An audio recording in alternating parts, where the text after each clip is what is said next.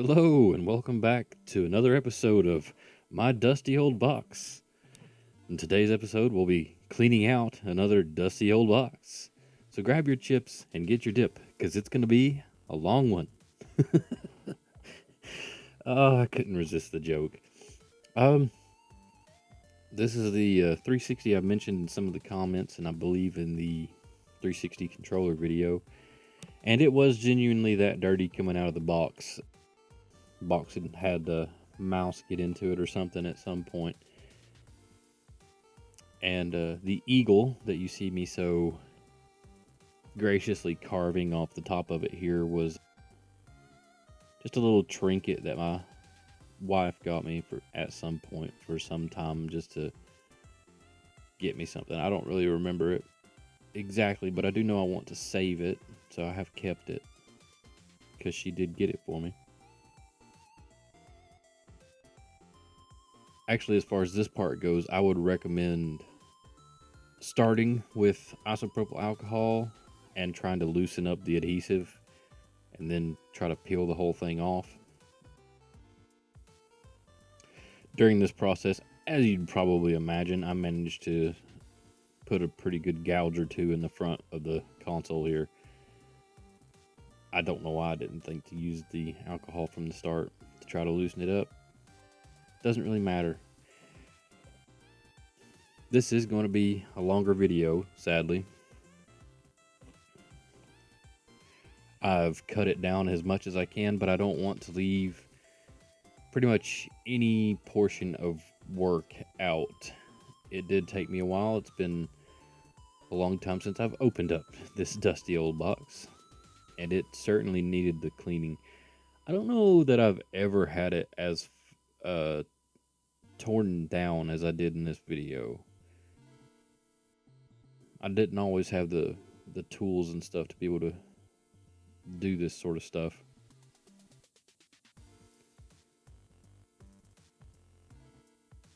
So it's just me cleaning the Xbox. The only thing that was really wrong with it, and the reason why that it kind of got put into retirement, was because the power brick had died, and I still don't know how to fix that. And at the end of the video, I might show me turning the Xbox on.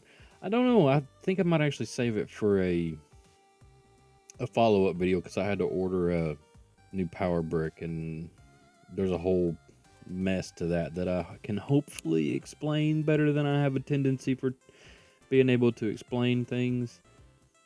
I've always had some weird phrasings and such. The hardest part of taking apart the Xbox 360, however, is the actual shell around the console, and in particular the back half, because you'll see me struggle with it somewhat, but the easiest way, and that's one of the things, is like I don't want to cut out the failures and the effort. It'd be really nice to say, oh yes, it's this super easy, but it's not always super easy. And as I have definitely said in some of my other videos, I don't know everything there is to know about console repair. It's a learning journey, you know, and we hang out and I ramble about crap that has practically nothing to do with the video that I'm doing. You know, I mean, in context, I guess it does to some extent. Like, I'll probably have some stories to share about the 360 or something. It was a pretty good console generation. I bought this one in particular used when I got it back in like 2010, and it's still going strong, and it's had many hours of Skyrim put into it in particular. Not that anyone would have guessed had they managed to see the nerd tattoo I got myself on my right arm. So, you know, it's definitely a fun console for me. I probably did get it a little bit late in its life cycle, and I got it used, and I don't know, I always enjoyed it. I never had it fully fail. I think the power supply failed in particular because I had one of these Nyko fans that hooked onto the back of the console that was supposed to help cool it, but it clipped over the back and plugged into the power port. And it wasn't really made for this Xbox, or the power brick wasn't made to go in that, so I don't think it was made for this type of Xbox. But I didn't actually buy the fan that went over the back of the console. So here's a part that's that I was talking about is quite difficult. I wound up using a sim eject tool to kind of push in from the back where there's like the vent holes to undo the clips. Sim eject tool is about the smallest apparatus I had during the filming of this to be able to try to pop those clips open. And it's not necessarily that the hardest part is getting the plastic shell off as much as it's trying to do it without destroying everything. I mean, I'm sure it wouldn't take very much force in reality to just tear the plastic off the console. So that's part of the difficulty, is being gentle enough to not break it, but using enough force to actually get the thing open. But I think the sim eject tool worked pretty well at removing that. But yeah, the Nyko fan, to get back to that, it was actually something that for whatever reason my dad had found in like a dumpster at work or something, and I saw it, and I had to ask him if he knew what it was and if that I could have it. And anyway, I wound up, he gave it to me because he didn't really have a use for it, I guess, and I put it on the console and I ran it on there for a long time. I probably still got it somewhere, though I don't know that I would recommend using one of those. I actually used a clip-on fan on top of my Xbox One for a long time as well, but it ran off of USB power instead of straight from the power brick. But yeah, this thing stayed in a room that had cigarette smoke and dust, and I didn't take nearly as much care of this thing as I have grown to do with my consoles now. I'd like to keep them alive and going for as long as I can. As you can see on that heatsink, it's a dusty box, so you weren't really misled. And it's my dusty box. The CD tray, DVD tray comes out pretty easily. You just pull it out at the top. It doesn't have any screws holding it down or anything, or mine didn't. I don't know if it's necessarily supposed to. This was used from GameStop, so there could be flaws in it that I'm unaware of. Little fan shroud here.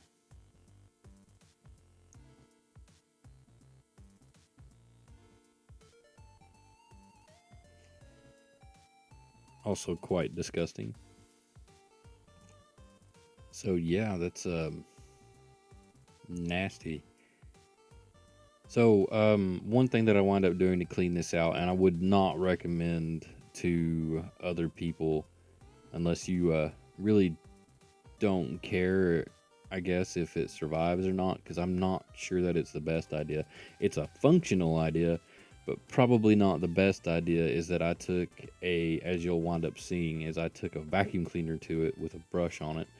And I think one of the issues with that is, depending on your area and depending on the dust, you could cause static discharge getting the dust to go around like that. So the safest way to deal with it would be to wipe it all out by hand with a brush or something, and that would save you a lot of headache. Nothing failed on me on this console doing this, but I would imagine that there is a chance for doing any kind of work like this. There's a chance for static discharge, like they suggest when if you're building a PC and stuff like that, that you should wear a static discharge strap that's grounded.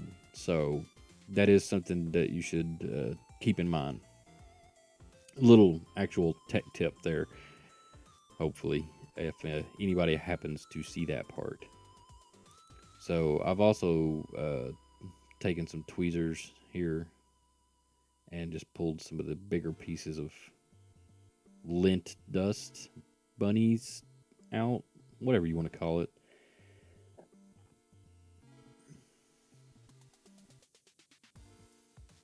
So there's a lot of time lapse in this video because it's not a procedure that I'm familiar with, but I also don't want to leave any of the struggles and stuff out, which I never do in any of these videos. I'd rather keep everything that I possibly can. The only part that gets cut out of these is mostly because I don't want to chance dropping my phone or anything while I'm doing it, is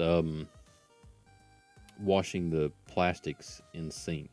You could probably get by with washing them in a dishwasher. I saw a guy, I can't think of the name of that channel right now, but he took and tried to rescue a PS5 that had been in a house fire and took the plastics from it and put it in the dishwasher. I don't know that I would do that myself, which don't have a dishwasher anyway. But I do wash like controller plastics and the console plastics in the sink. It's not going to hurt anything. It's plastic, as long as you get it dry before it goes back together. It's worked out every time for me, but I am pretty thorough about making sure that they are fully dry. You can let them wait, or you can be sure to dry them by hand and, make sure that they get quite dry.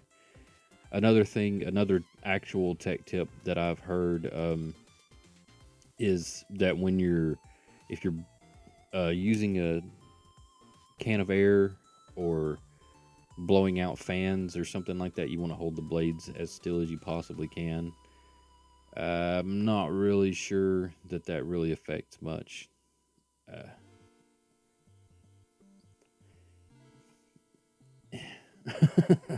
I don't know how else to add to that. I've heard that it's a good practice.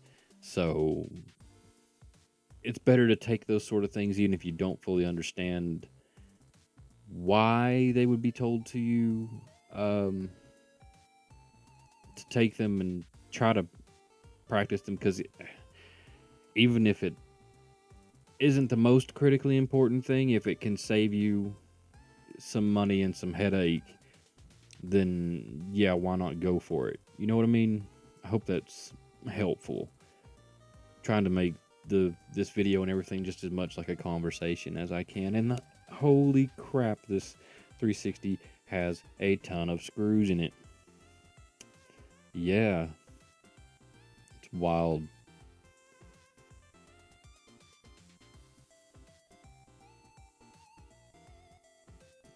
But I wanted to be able to make sure to clean underneath the board as well. So some of it's sort of, how to say this, sketchy, I guess, like undoing the screws. Those are the screws that go into the back of the X clamps that hold the heatsink to the processor, and I'm going to assume some sort of VRAM. Don't really know all the parts that are in here. I'm just here to clean it. I didn't have to replace anything. So I'm not going to be familiar with every console and everything that has to be fixed in all of them. It's not something, again, this is a learning journey. So as I go along, we'll hopefully learn. But I'm imagine that there's definitely a processor and some VRAM probably under those heat sinks.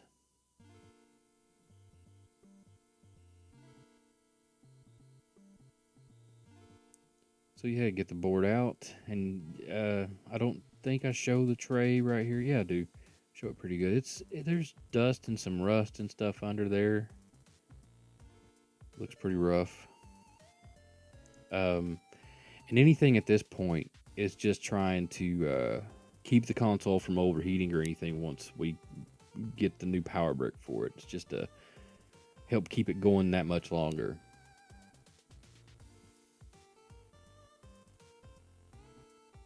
So, but I feel like watching back on this, I made some weird decisions at the time. Like, I don't know that I should have been pulling on that heatsink, or I don't know that I would recommend the vacuum cleaner. It worked, but I don't know that I would recommend it. As far as the static discharge thing goes, I have heard that if you're in, it's more an issue if you're in a dry environment and it's always humid here. So maybe that's how I lucked out. Really about the best observation that I can make on it at the moment. For some reason, I'm currently thinking about the time I went to get Skyrim. I believe I had to go to a couple of different GameStops at the time to be able to find it, because I've always tried to buy my games used. If I can buy them used and on a disc for like $5 or something, it's absolutely like, why not do it that way? I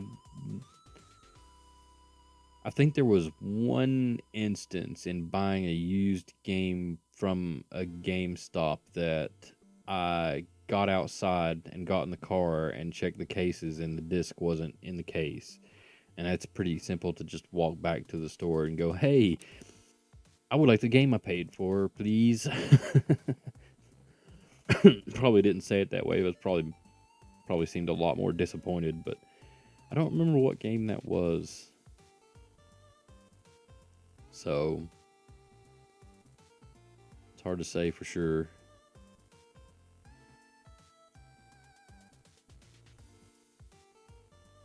But yeah, the 360 is a fond console of mine. I got Dead Space, you got Skyrim. There were some Splinter Cell games on it that I remember playing back in the day. Grand Theft Auto 4 was great. Grand Theft Auto 5 was great. Gears of War. The Halo games to me have always been fine. Oh, Fable. Fable was great. I actually played through a bunch of those not that long ago. I mean, I played them way back on the 360 as well, but I actually replayed them a couple months back.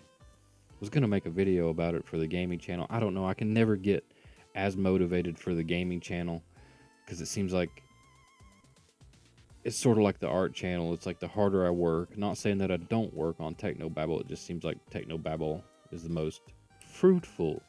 Like, it's growing fast, and maybe people enjoy my rambles more than I realize. But as far as the gaming channel and the art channels have gone, the art channel's been around, I think it's had slightly more videos uploaded to it than TECHNOBABBLE, but they started around the same time because I wanted to split the types of media up, like art, tech, and games.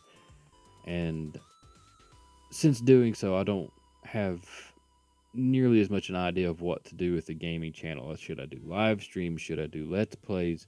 Should I try to do reviews? Reviews take an awful lot of effort, and I don't like to review a game without having done a let's play or a live stream, just to be able to say reference to and say, if somebody asked, I could be like, well, you can see that I did play through the entire game right there.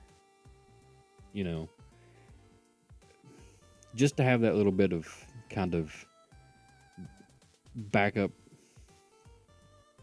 defense for why I would say something about a game. Because, oh boy, if you have any kind of opinion on the internet about anything, there's always someone to fight you. So, that is what it is. Angry people doing angry things, hiding behind their faceless screens, getting a little poetic on you. The disk drives on the 360, since we're down to this part, if I'm not horribly mistaken, was one of the reasons why I wound up taking this apart way back in the day when I truly had no idea what I was doing. It's not that I don't know how to fix the stuff necessarily, it's that I don't understand how to explain how to fix it. I'm a terrible teacher, I guess is the proper way to put it. It's not that I mean, taking the stuff apart and putting it back together, that's like biscuits and cornbread, it's things we do in the area I live. But there's a rubber band, I'm pretty for sure, that drives the off a little motor that pushes the disc tray back and forth. And if your disc tray is not opening on your console, getting to that rubber band and cleaning it off can make the biggest difference. Just take a paper towel or a rag or something and wipe the rubber band off and put it back in there, and the drive, I will say 9 times out of 10 will open again. I'm not saying that a motor couldn't fail or anything like that. It's a mechanical, man-made product. I mean, it's going to fail at some point or another. Everything's going to just break down. I don't see any of it lasting forever. That's one of the reasons why I'd like to learn to fix my stuff. So, full circle, right? But yes, that is one of the earlier fixes that I ever did on the 360 console. Is just cleaning out that rubber band. And I would, more often than not, because I didn't have a tool set back then, I would do I would have the console on, and I'm not saying this at all is a good way to do it, but I would have the console on, and when you would press the button, it would click, and it wouldn't be able to open because it was a rubber band, so the disk drive would, like, click out, like, make a chunk noise. And then if I timed it just right and, like, smacked on top of the console with my hand, it would pop open just a little bit, just enough for me to be able to pull the drive out and clean off the rubber band. And as you can tell, I obviously didn't keep the console dusted. And I find that to be that's probably why I'm so adamant about tearing everything down and cleaning it up now, is because I've seen how much just dirt and grime can truly affect it. I mean, it's going to cause it to overheat. It's going to cause stuff like a drive not being able to open because it's dirty and just can't, So I'm an advocate for keeping stuff clean. Much more so than I was 12 years ago. Anyway. Oh, wait. Yeah, no, that's right. I got my math right. Don't do voiceovers when you first wake up, kids. Especially when you don't know what the hell you're talking about anyway. Pro tip number 1 right there.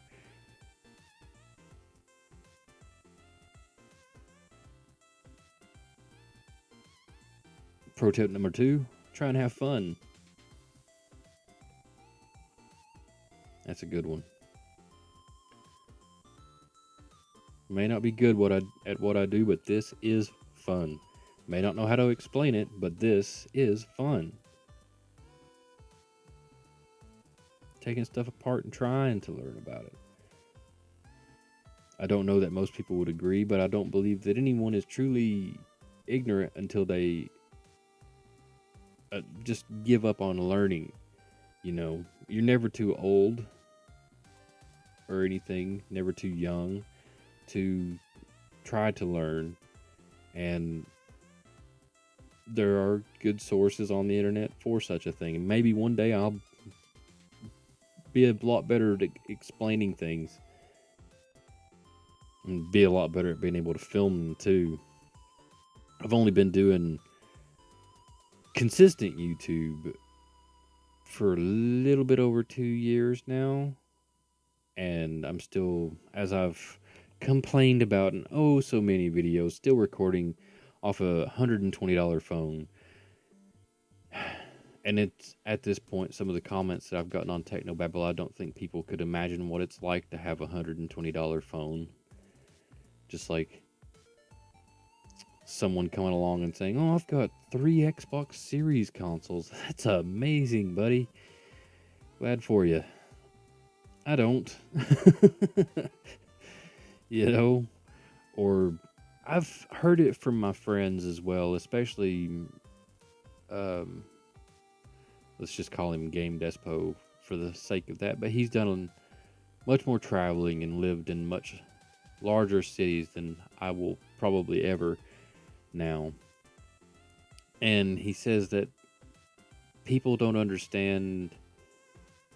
always understand just how poor and downtrodden certain areas can be. And he's basing that thought process off of coming from where I'm at. Hopefully that makes some amount of sense. Again, not always the best at explaining things. I have considered trying looking up some kind of like voice acting class or something to be able to learn how to say things better, mostly. I mean, we're talking to the quiet nerdy kid, you know, that one. Yeah. Borderline sort of emo looking back in school. That guy.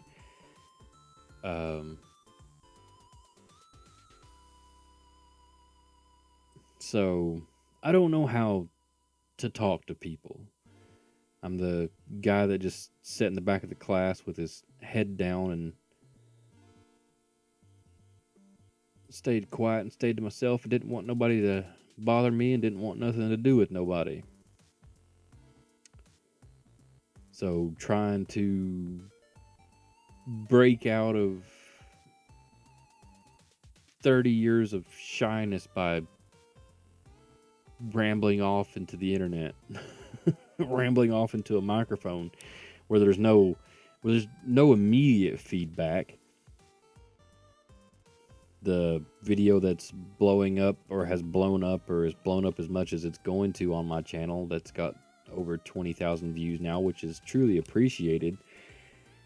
And it sat for a month before it ever got over 100 views. Like it just, oh, well, skyrocket out of nowhere, blows up, gets 20,000 views.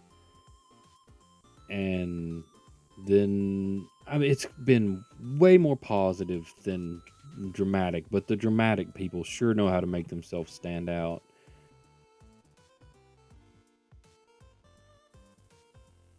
So that's the feedback. More than a month after the video went up, start getting a lot of angry people not understanding. And I will again admit I'm not the best at trying to explain this stuff. I don't know how to say it. And I don't have any experience truly being on YouTube.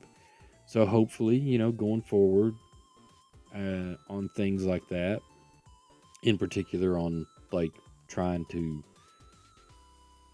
promote a product, so to speak, that I think people would enjoy having or make use of or find useful. I mean, I'm not getting paid for it. That's all in those comments and in those arguments and in those videos. I'm not getting paid for it. So I don't have anything to gain if you go and buy a Seagate hard drive. You know, it's what I use on my Series X. So it is Series X storage. Whole different argument there. But yeah. So at this point in the video, as you can probably wager a fair guess, I have been off screen and washed the plastics for the console. That's it. Just a simple wash with some dish liquid, you know. And there's one thing that I do that I'd say a lot of people don't do is you can get like some, hopefully just saying the branding wouldn't be too bad of a thing, but like some Armor All, some car plastic protectant. And I will, like a console like this that just got washed and everything, just put some plastic protectant on it. That's what that stuff is made for. It looks like something horribly inappropriate when it comes out of the bottle that it's in, but it is made to protect plastic, and the console is plastic. So I don't really see anything wrong with that other than maybe how it looks. And putting the plastic shell and everything back together is incredibly simple. I would hope that the footage, at the very least, of these videos can be mostly useful, if that makes any sense. That you would be able to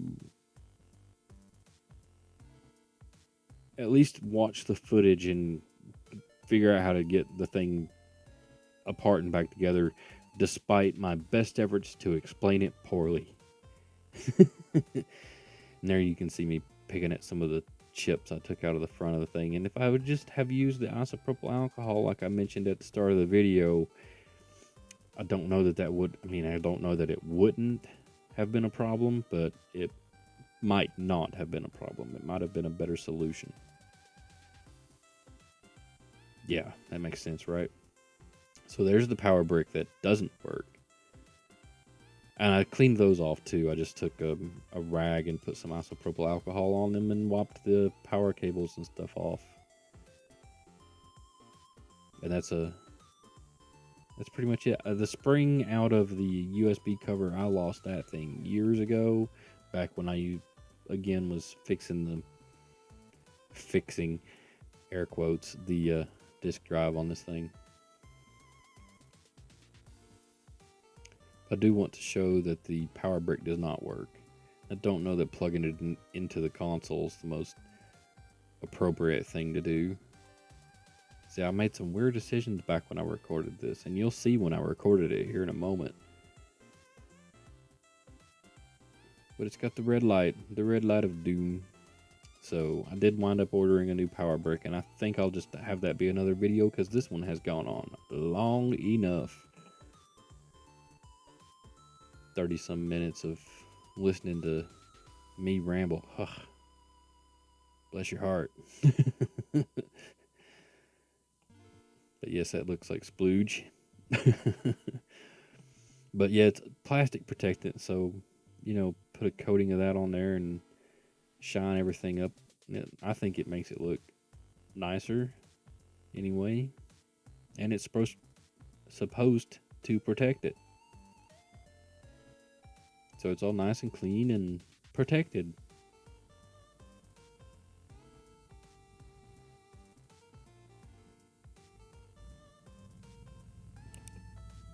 Oh, truck.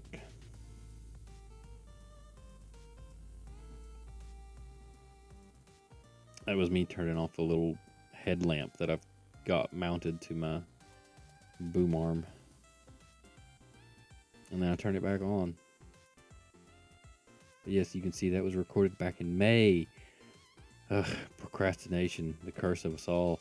And here's some before and after shots of everything that I took to share with friends and my singular patron, who is not, Patreon's not to do with TECHNOBABBLE, so don't worry about that. But yeah, that's pretty much it for today. I think that's enough of me going on. Hopefully you found something in the useful video. Hopefully you found something in the video useful. And hope you enjoyed it. That's really about it. Hope to catch you in the next one. It's a lot of hope. So much hope. This has been Valhalla's Demise. Remember to be safe, be good, and again, hope to catch you in the next one.